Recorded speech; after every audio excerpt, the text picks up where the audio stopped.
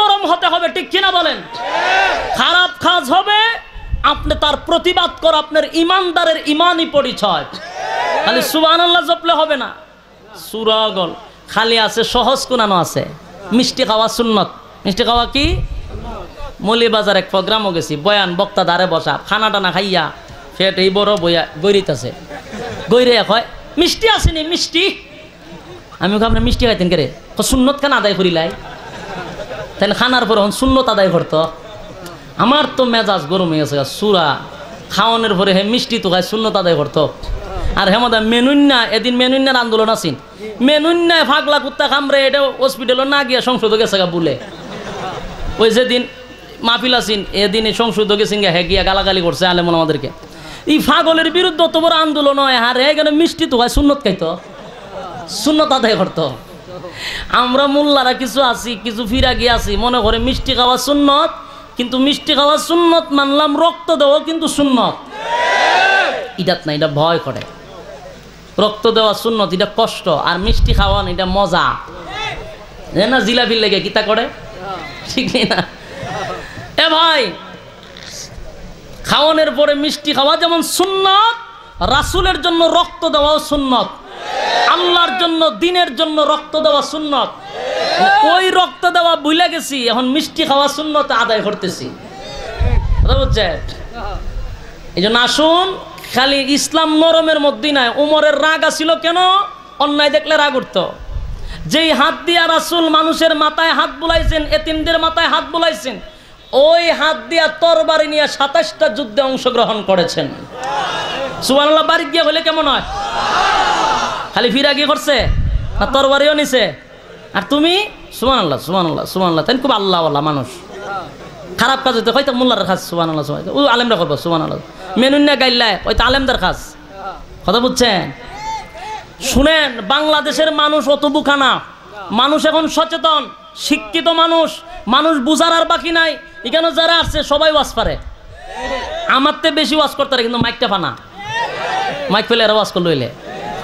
মানুষ এখন বুঝার আর বাকি নাই, বাট পারে সিটারি ছাইরা দেন।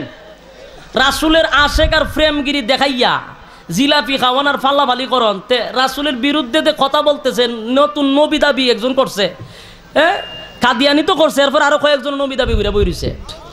এগুলার জন্য উলামায়ে কেরাম আন্দোলন করছে, রাজপথে ঝাঁপিয়ে পড়ছে।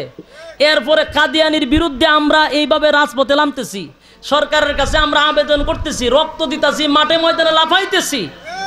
আর আশিকে রাসূলের স্লোগান দিয়ে গড়ে বয়ে ফাউটি ভাইবা, ইতা বাটপারি ছাইরা দো।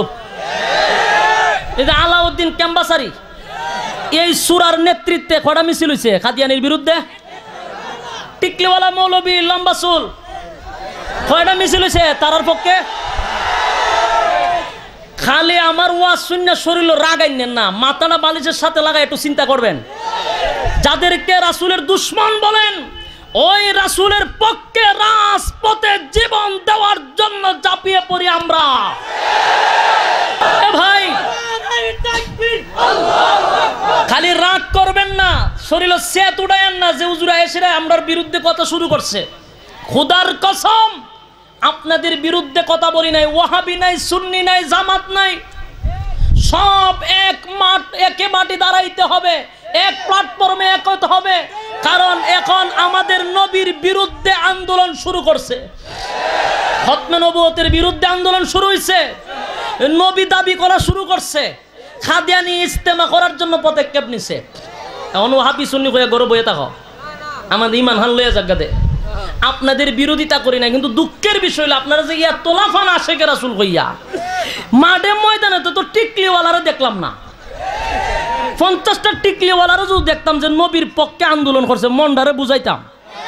কই আপনারা কোথায় কোথায়?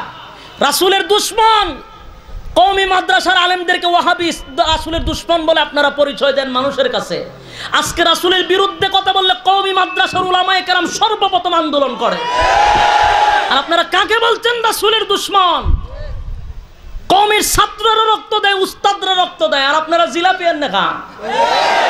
সূরা গল এই যে আমরা মানলাম আমসব হিসাবে গাইলানির কারণে এরা বড় খুশি, এটা মানিয়ে নিলাম। তে রাসুলের কাদিয়ানির ফক্কা যে মেনুন্যা সংসদ কথা কইল, তোরা টিকলিওয়ালা 10-12টা টিকলি লইয়া তো মাঠে দাঁড়াইতে পারতে। টিকলি লইয়া বইরি সুৎকা চুল মাড়ো লারা দেশ কা ওখানে রাজপথে গেল লারা দেশ না কে রে। এটি যে বাটপা ইটা সরকারও জানে, ঠিক নি? সাবাবাজি, শুধু সাবাবাজি। সাবাবাজি ছাড়েন, কাদিয়ানির বিরুদ্ধে আন্দোলন করতে হবে, সবাই এক মাঠে নামতে হবে, এক মাঠে মেনুন্যার বিরুদ্ধে আন্দোলন করতে হবে।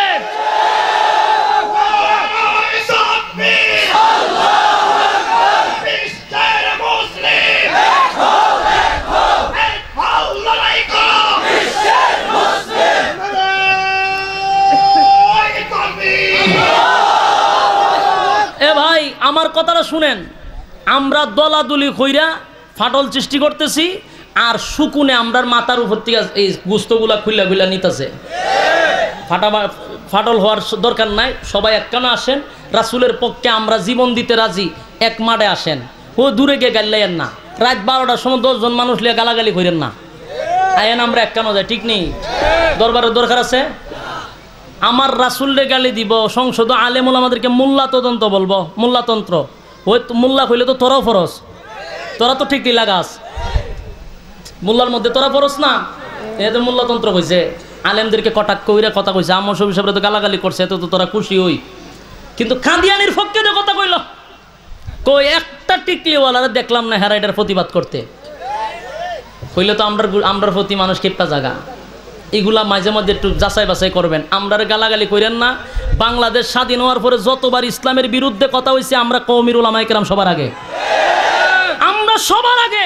তাসলিমা নাসরিন এই দেশ থেকে কে দৌড়াইছে? আমরা দৌড়াইছি, কওমি মাদ্রাসারা দৌড়াইছে, ঠিক কিনা বলেন?